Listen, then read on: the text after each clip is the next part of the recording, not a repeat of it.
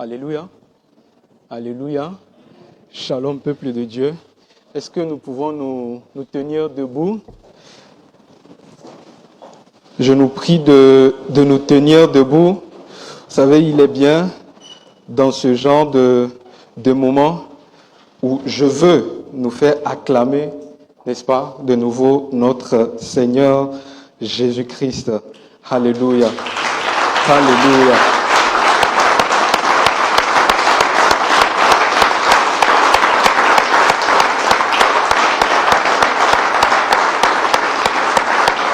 La Bible dit dans Apocalypse 5 que l'agneau s'avança et prit le livre de la main droite de celui qui siégeait sur le trône. Aussitôt les 4 anciens s'agenouillèrent devant l'agneau. Chacun d'eux avait une harpe et des coupes d'or pleines d'encens, qui sont les prières du peuple de Dieu. Ils chantaient un chant nouveau. Alléluia. Tu es digne de prendre le livre et d'en briser le sceau. Tu es digne de prendre le livre et d'en briser le sceau. Car tu as été mis à mort et par ton sacrifice, tu as acquis pour Dieu des gens de toute tribu, de toute langue, de tout peuple et de toute nation. Tu as fait d'eux un royaume de prêtres. Pourquoi? Pour servir notre Dieu. Et ils régneront sur la terre. Alléluia. Acclamons le Seigneur ce matin. Alléluia.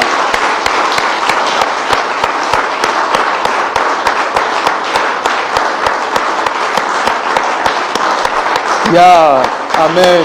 Amen. Vous savez, nous servons un Dieu qui est roi. Nous pouvons nous rasseoir. Nous servons un Dieu qui est roi. Vous savez, quand on prie souvent, on dit « Mon Seigneur, mon Dieu, mon roi », n'est-ce pas?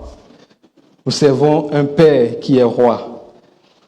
Mais ici, la Bible nous dit que nous régnerons sur la terre.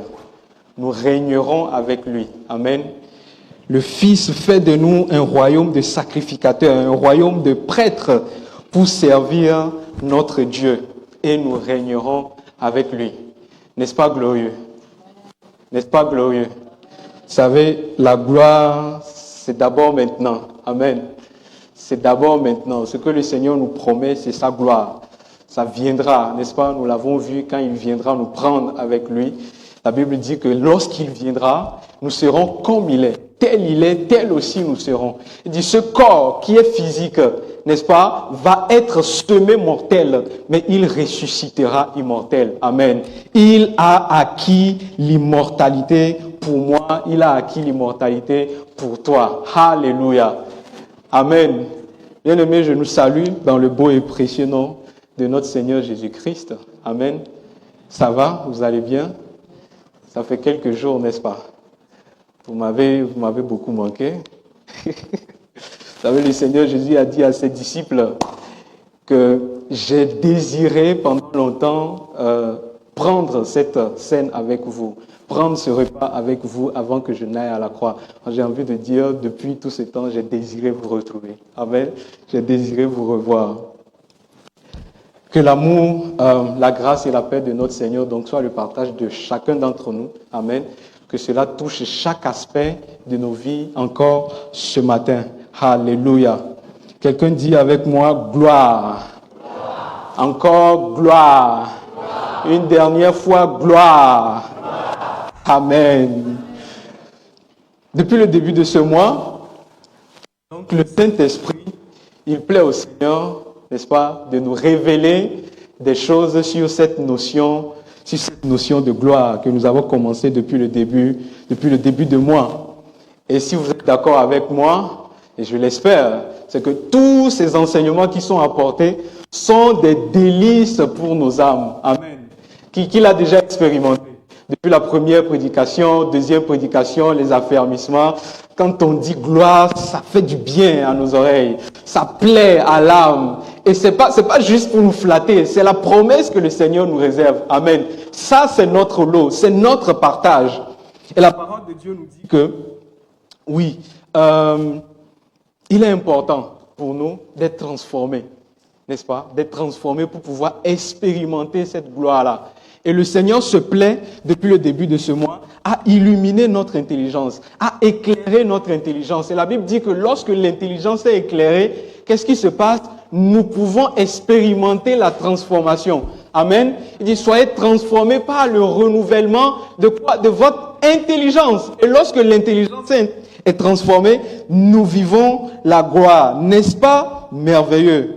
Ça veut dire que le Seigneur veut qu'on vive la gloire. Amen. Sinon, il n'allait pas nous enseigner sur ces choses. C'est donc dans ce sens que le premier dimanche, avec le frère Manassé, qui était là le premier dimanche. Amen. Moi, j'étais pas là, mais j'ai suivi en ligne le premier dimanche et le patriarche le dernier dimanche. Nous avons vu ensemble avec le frère Manassé qu'il était important pour chacun de nous, chaque enfant de Dieu que nous sommes, n'est-ce pas, d'être exposé à la gloire de Dieu pour pouvoir manifester cette gloire. Vous vous souvenez, n'est-ce pas? Donc, il est important pour nous d'être transformés. Donc, si nous voulons une gloire supérieure, si nous voulons un autre niveau, si nous voulons passer à une autre dimension, il est important pour toi et moi de vivre, n'est-ce pas, la transformation du Saint-Esprit par le renouvellement de l'intelligence pour pouvoir vivre cette gloire-là. Et la modératrice a su bien le dire que ça passe par plusieurs choses. Amen. Je vais pas les rappeler. Et ce qui est intéressant, c'est que la volonté du Seigneur pour toi et pour moi, c'est que nous manifestions sa gloire. Amen. Pourquoi? Parce que nous nous rappellerons de la grande vision que le patriarche nous a présentée le dimanche dernier, du temple, n'est-ce pas, duquel sortait de l'eau. Et le patriarche avait dit que l'eau là est aussi l'image de qui? De toi et de moi, n'est-ce pas?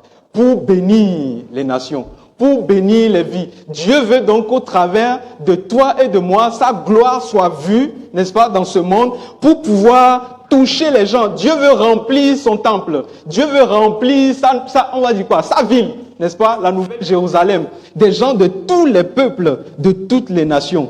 Et sa stratégie, c'est toi et moi. Amen. Et toi et moi. Alléluia.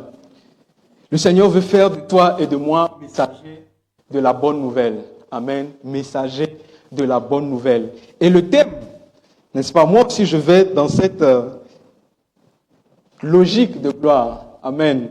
Et j'ai intitulé mon thème de ce matin, j'ai intitulé mon message ce matin, quelle gloire cherchez-vous? Amen. Quelle gloire cherchez-vous? On peut dire encore, de quelle gloire avez-vous soif? De quelle gloire avez-vous soif? Et nous allons nous appuyer sur deux passages des évangiles, l'évangile de Jean, le chapitre 5, n'est-ce pas? Jean 5, le verset 41 à 44. Donc, ce que le Seigneur dit dans ce premier passage, nous pouvons le trouver aussi dans Jean 12, le verset 43. C'est un autre contexte, mais c'est la même chose. Et le dernier passage, c'est Jean 11, le verset 1 à 4. Jean 11, le verset 1 à 4.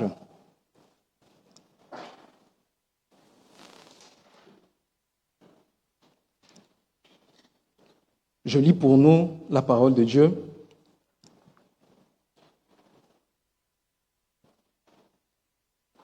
Je lis dans la version Louis II. Le Seigneur dit, « Je ne tire pas ma gloire des hommes. » Ça, c'est le Seigneur Jésus qui parle, qui s'adresse aux pharisiens. Il dit, « Je ne tire pas ma gloire des hommes. Mais je sais que vous n'avez point en vous l'amour de Dieu. Je suis venu au nom de mon Père et vous ne me recevez pas. Si un autre vient en son propre nom, vous le recevez. Comment pouvez-vous croire, vous qui tirez votre gloire les uns des autres et qui ne cherchez point la gloire qui vient de Dieu? » Amen. Le deuxième passage, Jean 11, le premier verset au 4e. Il s'agit de l'histoire de Lazare. Il y avait un homme malade, Lazare de Béthanie, village de Marie et de Marthe, sa sœur. C'était cette Marie qui oignit, de parfum le Seigneur et qui essuya ses pieds avec ses cheveux. Et c'était son frère Lazare qui était malade. Les sœurs envoyèrent dire à Jésus, Seigneur, voici celui que tu aimes est malade. Verset 4, après avoir entendu cela, le Seigneur va dire quelque chose. Il dit, cette maladie n'est point à la mort, mais elle est pour qui? Pour la gloire de Dieu. Et c'est pas fini. La suite dit, afin que le Fils de Dieu soit glorifié par elle. Amen. Il dit, cette maladie n'est pas pour la mort, mais pour la gloire de Dieu, afin que le Fils de Dieu soit glorifié par elle. En fait, si je peux résumer mon message ce matin, n'est-ce pas, si on doit garder quelque chose, n'est-ce pas, à la sortie de ce temps, c'est de nous rendre compte qu'il y a deux types de gloire. Amen. Selon la lecture que nous venons de faire, il y a deux types de gloire. La gloire des hommes, n'est-ce pas, et la gloire de Dieu ou la gloire qui vient de Dieu. Et mon objectif ce matin, c'est de nous encourager, toi et moi, à chercher la gloire de Dieu et non la gloire des hommes. Amen. À chercher la gloire de Dieu et non la gloire des hommes en faisant quoi? En suivant le modèle de Jésus-Christ. Alléluia. Le Seigneur Jésus va dire, je ne tire pas ma gloire des hommes, n'est-ce pas? Et nous aussi, nous sommes appelés ce matin à ne point tirer notre gloire des hommes. Quelle gloire cherches-tu ce matin? Ce passage, le premier passage que nous venons de lire, pour ceux qui font l'étude biblique avec nous, ce sera un rappel en même temps. Nous sommes en train d'étudier ce chapitre, d'accord? Ce chapitre de Jean 5. Et les 9 premiers versets vont nous parler de Jésus qui guérit un homme paralytique devant la piscine de Bethesda. La Bible précise que cet homme était malade et il était là-bas pendant quoi? Pendant 38 ans. Vous imaginez être couché sur un lit au bord de la piscine attendant qu'un ange vienne remuer la piscine pour espérer plonger dedans et être guéri. Le Seigneur va le rencontrer et le guérir. Le Seigneur va lui dire, lève-toi, prends ton lit et marche. Et par obéissance, n'est-ce pas, à la voix de son Seigneur, de son Créateur, lui aussi prend son lit et marche. Le Seigneur opère un grand miracle. Quelqu'un qui ne marchait pas, le Seigneur lui dit, lève-toi et marche. Et il s'est levé pour marcher. Je prie que cela soit le cas pour quelqu'un ce matin. Que tout ce qu'il y a de limitation, de blocage, n'est-ce pas, de stagnation, trouve solution dans le nom de Jésus. Que le Seigneur vous visite ce matin. Qu'il te dise, lève-toi de là où tu es. Le Seigneur nous dit quoi? Allez et faites de toutes les nations mes disciples. Notre position, c'est le mouvement, c'est pas la stagnation. Que tout ce qu'il y a de stagnant dans nos vies soit dispersé au nom de Jésus. Amen. Le Seigneur opère donc le miracle, n'est-ce pas? Une démonstration de puissance. Et nous voyons que quelque chose va se passer par la suite au niveau des pharisiens. Donc, on observe que les pharisiens vont apprendre cela, vont voir cet homme le jour de sabbat, prendre son lit et marcher. Et qu'est-ce qu'ils vont lui dire? Qui t'a, n'est-ce pas, autorisé à prendre ton lit et à marcher ou à partir? Ils vont s'indigner. Parce que la question qu'ils posent, c'est pas, on te reconnaît. Mais qu'est-ce qui s'est passé? Est-ce qu'il y a un mouvement d'un ange, n'est-ce pas, dans la piscine? Nous n'avons rien vu. Qu'est-ce qui s'est passé? Non. Au lieu de se réjouir, ces pharisiens vont plutôt s'indigner et chercher à savoir qui est l'auteur, n'est-ce pas, de l'ordre que cet homme a reçu et auquel il a obéi. En fait, quand on lit quand on lit le passage, on peut se dire que ces hommes manifestait une certaine forme de zèle. Je vais m'expliquer. Vous savez, c'était des gens, la Bible dit, les pharisiens mettaient des fardeaux sur le peuple, des fardeaux que eux-mêmes ne pouvaient pas porter. Imaginez des descendants d'un peuple qui a été déporté à cause de la désobéissance. Donc, à cause de la désobéissance de leurs parents, ou de leurs ancêtres. Ils ont été, n'est-ce pas, déportés. C'est ce que nous voyons dans le contexte de Agé. Nous voyons que les contemporains d'Agé étaient la génération des gens qui sont revenus de l'exil. Donc, des années plus tard, des centaines d'années plus tard, nous allons voir que les pharisiens vont être les responsables, les chefs du peuple, et vont veiller à ce que la loi de Dieu soit obéie. Donc, imaginez ces gens-là qui font en sorte que la loi de Dieu soit respectée afin qu'ils ne se retrouvent plus jamais dans une situation de déportation. Si vous étiez à leur place, qu'est-ce que vous ferez avec la loi? N'est-ce pas que vous serez zélés? La Bible dit qu'à cette époque même, tout le peuple attendait la venue du Messie. Les gens attendaient la venue du Messie, ils espéraient que le Messie vienne. Donc, d'une certaine manière, on peut dire qu'ils manifestaient du zèle à l'égard de la loi de Dieu. Voilà pourquoi ils s'indignaient du fait qu'un jour de sabbat, un homme se lève et prend son lit et marche. C'est quoi ces histoires? Tu veux attirer le malheur sur nous. Mais la réalité est que lorsque le Seigneur, la Bible dit que le Seigneur Jésus n'a pas besoin qu'on lui rende témoignage d'un homme. Il sonde les cœurs, il sonde les reins. Lorsqu'il va diagnostiquer, en fait, l'état de leur cœur, lorsqu'il va chercher à savoir ce qui se cache dans leur cœur, ce qui fait qu'ils ont eu cette réaction au lieu de glorifier Dieu, il va se rendre compte qu'en réalité, en fait, c'est pas la gloire de Dieu qu'il cherchait. Donc, ils manifestaient en apparence un grand zèle, mais c'était pour leur gloire. C'est ce que le Seigneur dit au verset 44. Il dit, comment croirez-vous, vous qui cherchez la gloire les uns des autres et qui ne cherchez pas la gloire qui vient de Dieu? Frères et sœurs, ces hommes avaient l'apparence, lorsqu'on les regarde avec les yeux humains, avaient l'apparence, n'est-ce pas, de la piété. Lorsqu'on les regarde, on peut dire que ces hommes étaient remplis de feu pour Dieu. En fait, on peut dire même qu'ils étaient de la génération. Vous savez, quand on fait les conventions de femmes, on parle de génération Déborah, on parle de génération Esther. On peut dire qu'ils étaient de la génération de Phiné. Phiné, c'est un sacrificateur, un descendant de sacrificateur, dans Nombre 25, c'est ça, qui va, la Bible dit que dans le désert, les enfants d'Israël sont allés se lier à Baal-Péor, à une divinité étrangère, à un dieu étranger. Et là, le Seigneur va envoyer un fléau contre eux dans le désert. Et pendant que tout le peuple était devant Moïse en train de pleurer, voilà qu'un homme arrive avec une femme étrangère et rentre dans sa tente.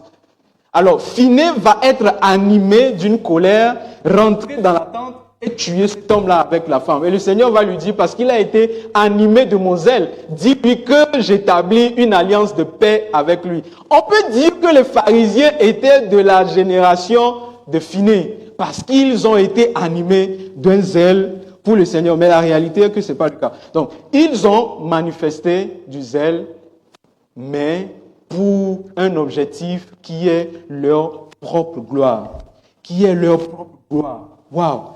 Donc, c'était des gens qui étaient satisfaits qu'on les appelle rabbis, qu'on les appelle maîtres, qu'on leur donne des places d'honneur lorsqu'il y a des manifestations dans les synagogues, qu'ils soient accueillis en pompe, avec des applaudissements, n'est-ce pas? Qu'ils soient honorés. Déjà, même la manière dont ils s'habillaient les distinguait des autres. Vous vous rappellerez du passage que le Seigneur, ou de l'enseignement que le Seigneur Jésus donne sur un pharisien qui était en train de prier, n'est-ce pas? Et puis un homme du peuple, entre guillemets un pécheur qui priait. Donc le pécheur disait, oh Dieu, aie pitié de moi. Mais le pharisien dit, moi je ne suis pas comme cet homme-là. Moi je prie, je jeûne 2 fois dans la semaine. Ils mettaient en avant, n'est-ce pas, leur accomplissement spirituel. Donc, en fait, quand les gens les admiraient, c'est comme si ils recevaient leur salaire. À la fin du mois, quand on reçoit les salaires, ça fait plaisir. Donc, c'est comme s'ils travaillaient pour ça. Ils œuvraient pour ça, pour le regard des gens, pour l'admiration, pour les honneurs, pour les premières places. Le Seigneur leur dit, comment pouvez-vous croire en moi, vous qui tirez la gloire les uns des autres? Bien-aimés, on peut cacher de mauvaises intentions derrière la piété, n'est-ce pas?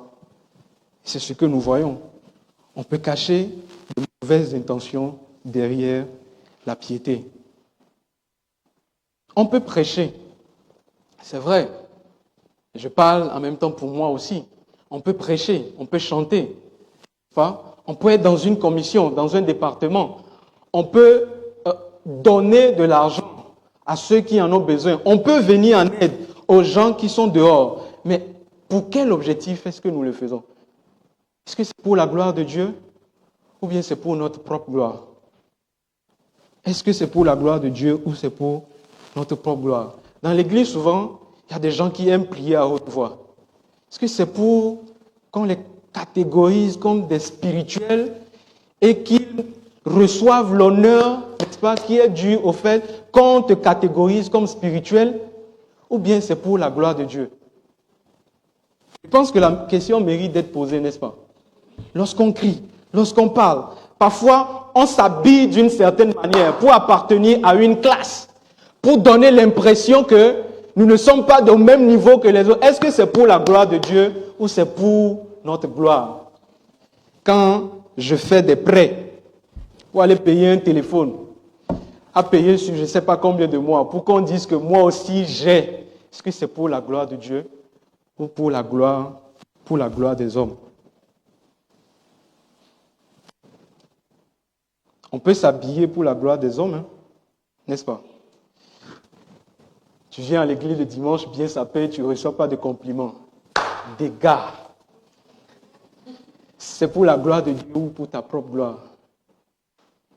C'est simple, hein, mais dans de petites choses comme ça, n'est-ce pas, que nous cherchons notre gloire au lieu de la gloire de Dieu. Il y a deux choses en plus que je peux relever pour reconnaître quelqu'un, n'est-ce pas, qui cherche sa propre gloire. C'est que, enfin, j'ai écrit ici qu'il est jaloux du succès spirituel des autres. Je parle à des chrétiens, je parle à des enfants de Dieu, je reste dans ce contexte-là. Donc, quelqu'un qui cherche la gloire des hommes sera une personne jalouse du succès des autres. En fait, la question qu'il faut se poser ici, c'est lorsque le Seigneur bénit mon frère, lorsque le Seigneur bénit ma sœur, ça fait longtemps que je prie pour un sujet. En fait, je passe mes nuits à pleurer et je vois que le Seigneur bénit quelqu'un d'autre. Exactement mon sujet. Le Seigneur est parti à exaucer ça là-bas. Comment est-ce que je ressens, n'est-ce pas? Comment est-ce que je vis ça? Est-ce que je suis content pour mon frère ou bien comment dire, je ressens de l'amertume dans mon cœur parce que je me dis, Seigneur, mais je ne priais pas pour lui, c'est pour moi que je prie. Est-ce qu'on peut sincèrement se réjouir du succès des autres? Lorsque le Seigneur confie, au travers des responsables, n'est-ce pas, des responsabilités à des gens parmi nous. Et que dans notre cœur, on se dit, ah ouais, mais ça fait longtemps, j'aurais aimé, n'est-ce pas, servir là-bas. Voilà quelqu'un qui vient d'arriver, on lui donne. Est-ce que cette pensée, est-ce que c'est pour la gloire de Dieu ou c'est pour notre propre gloire? Le Seigneur dit que ceux qui cherchent leur propre gloire reçoivent leur salaire maintenant. Ceux qui cherchent leur propre gloire sont en quelque sorte déchus de sa grâce, déchus de sa gloire, je voulais dire. Deuxième chose, c'est que cette personne mesure sa spiritualité à l'aune de la reconnaissance publique. C'est-à-dire que tant qu'on ne valorise pas ses œuvres accomplies, c'est comme si son zèle diminuait. Donc la personne fait, on ne le complimente pas. Mais comme c'est pour la gloire de Dieu, arrivé à un moment, ce zèle-là disparaît. Ce zèle-là part.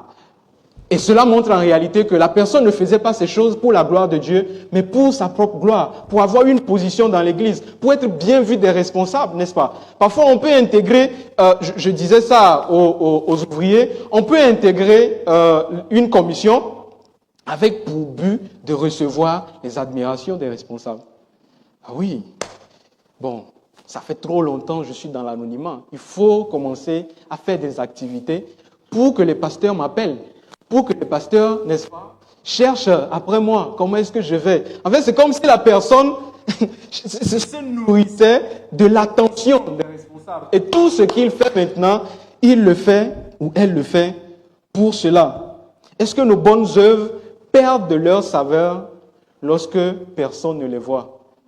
Ou bien est-ce que nous voulons faire savoir à tout le monde que c'est nous qui avons fait ci? C'est nous qui avons fait ça. Sans nous, dans cette église, les choses ne seraient pas comme ça. Est-ce que c'est pour la gloire de Dieu qu'on l'a fait ou pour notre propre gloire. Voyez-vous, il n'y a que de gloire que la gloire de Dieu. Amen. Il n'y a que de gloire que la gloire de Dieu. En dehors de la gloire de Dieu, il n'y a pas de gloire. Vous savez, le Seigneur Jésus va dire, Père, dans Jean 17, verset 5, je crois, glorifie-moi de la gloire que j'avais auprès de toi avant que le monde ne soit créé. Avant que le monde ne soit créé, la gloire existait déjà. Toutes les gloires de ce monde ne sont que des copies, ne sont que des images, ne sont que des photocopies de cette gloire-là qui existait déjà auprès de Dieu. Et le Seigneur dit que cette gloire, il la destine pour toi et pour moi. Les hommes peuvent vous dire aujourd'hui Hosanna, mais demain ils vont te dire crucifie-le. Regardez tout ce qui se passe sur Internet, bien-aimés.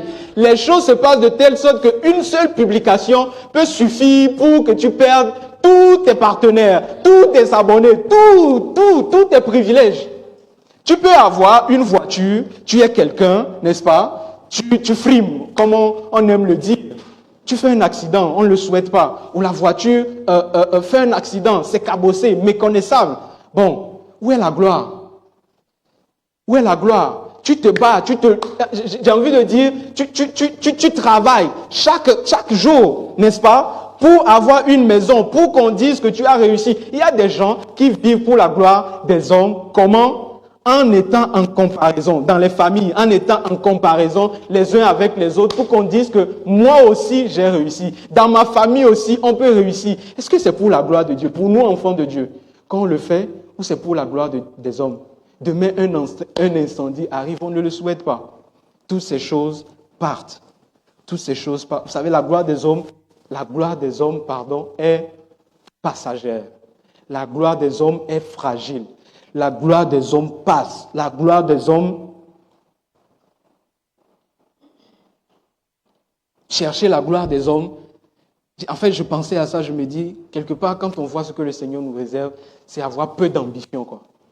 C'est avoir peu d'ambition.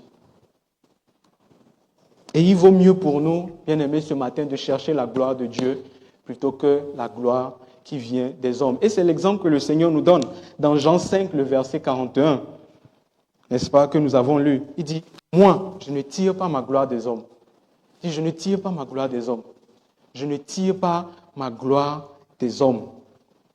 Verset 4 de Jean 11.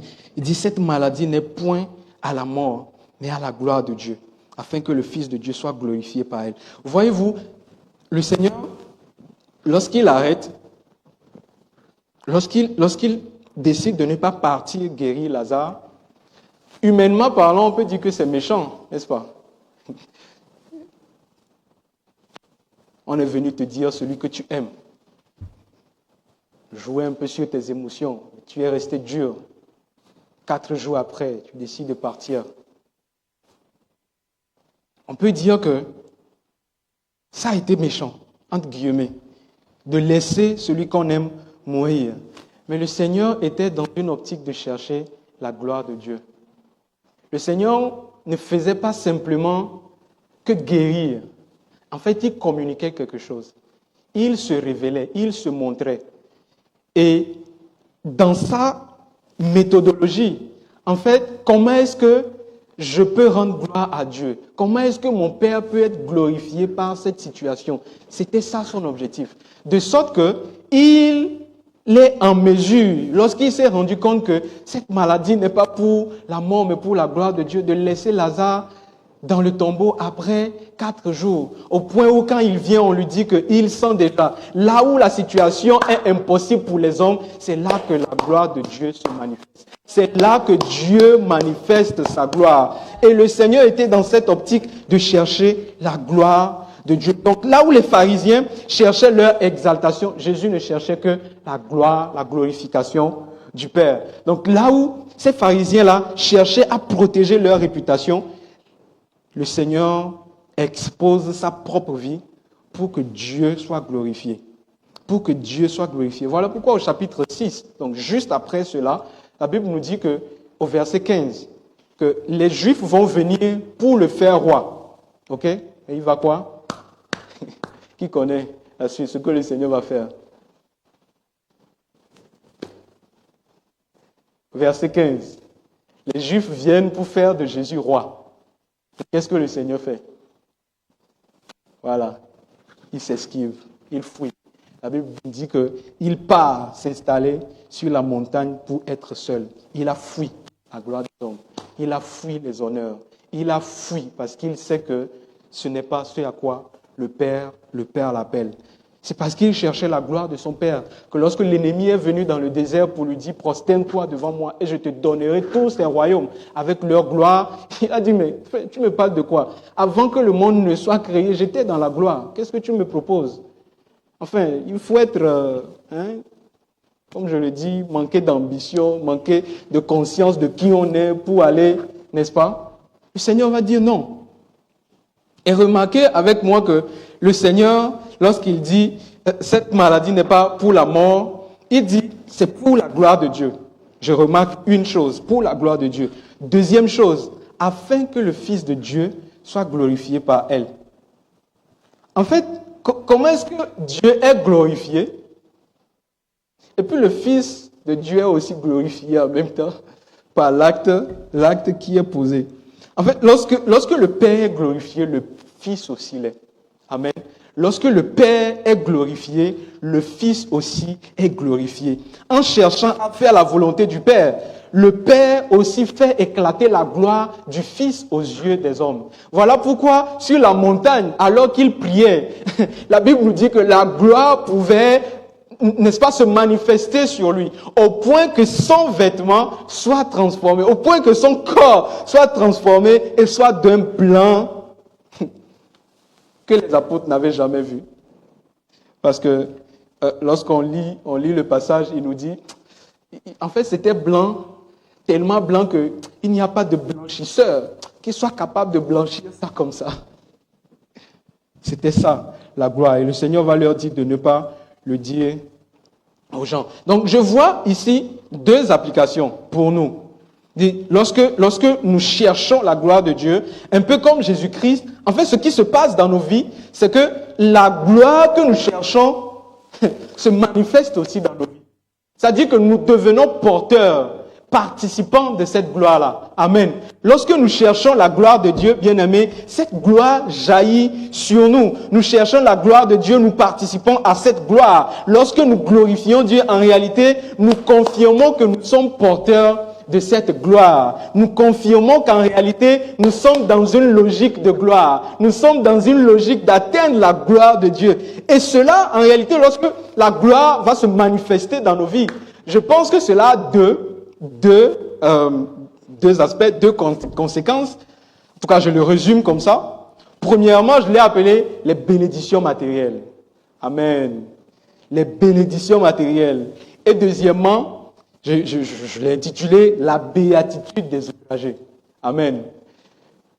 Première conséquence, nous voyons ça dans Proverbe 22, le verset 4. La Bible nous dit « Le fruit de l'humilité, le fruit de la crainte de l'Éternel ». C'est quoi? C'est la richesse, la gloire et la vie. Est-ce qu'on peut lire ensemble? 2, 3. Le fruit de l'humilité, de la crainte de l'Éternel, c'est la richesse, la gloire et la vie. En d'autres termes, pour nous dire que lorsque nous cherchons, n'est-ce pas, la gloire de Dieu, lorsque nous craignons Dieu, lorsque nous sommes humbles, parce qu'il est dit que l'humilité précède la gloire, n'est-ce pas? Lorsque nous sommes humbles, en fait, cette attitude, c'est l'attitude de celui qui cherche la gloire de Dieu. Et le fruit de cette attitude, la Bible nous dit, c'est la richesse et la gloire. En fait, je ne sais pas si tu savais que chercher la gloire de Dieu pouvait t'enrichir. Moi, ça m'a fait du bien, ça m'a encouragé.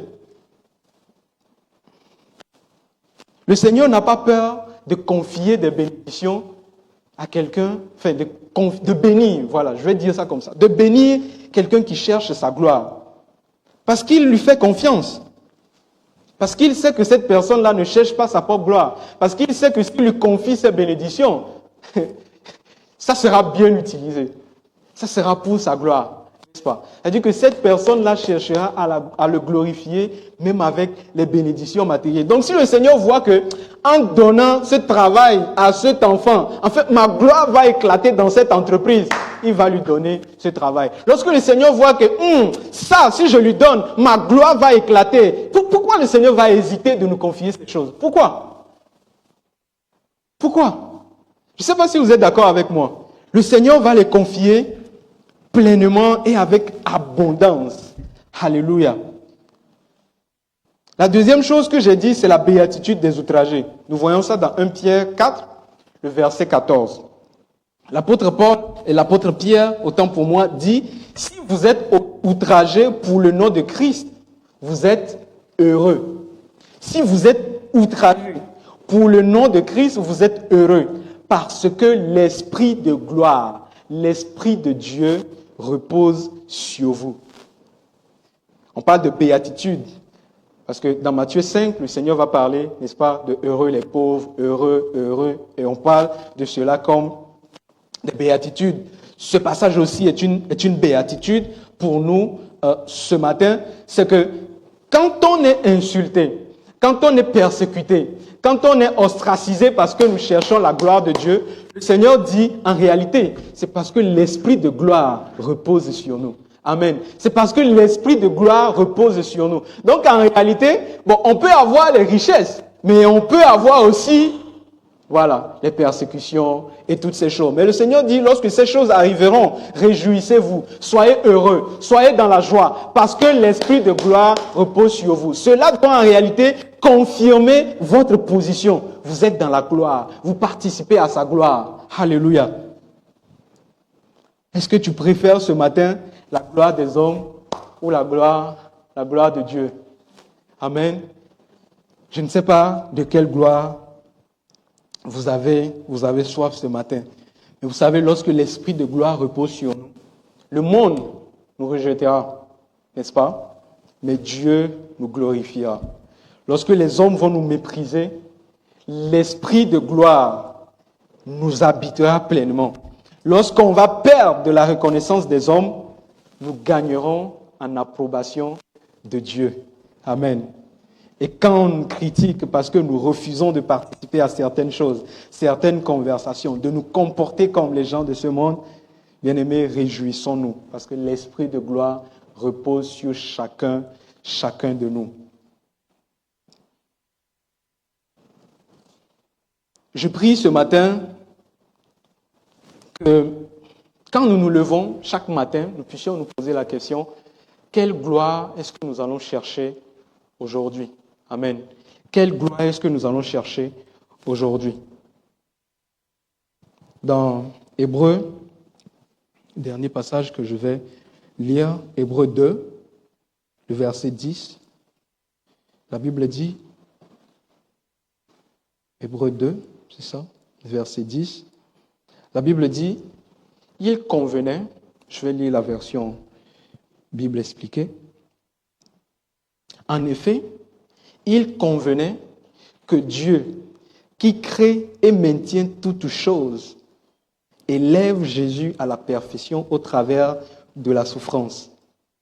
Pourquoi? Afin d'amener beaucoup de fils et de filles à participer à sa gloire.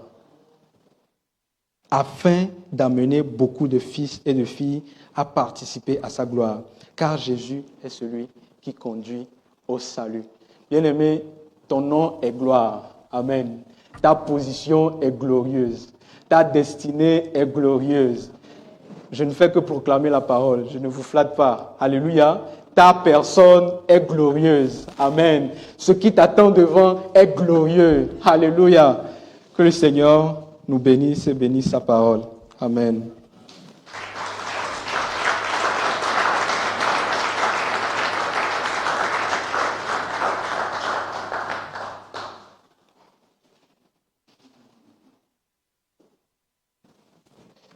Prions. Seigneur, nous te bénissons et nous te rendons grâce pour ce matin, pour le message que tu nous apportes ce matin, pour cette illumination que tu apportes à notre intelligence. Seigneur, notre désir, c'est de prendre pleinement conscience de notre position en toi. Notre désir ce matin, Seigneur, c'est de jouir pleinement de cette gloire que tu nous donnes.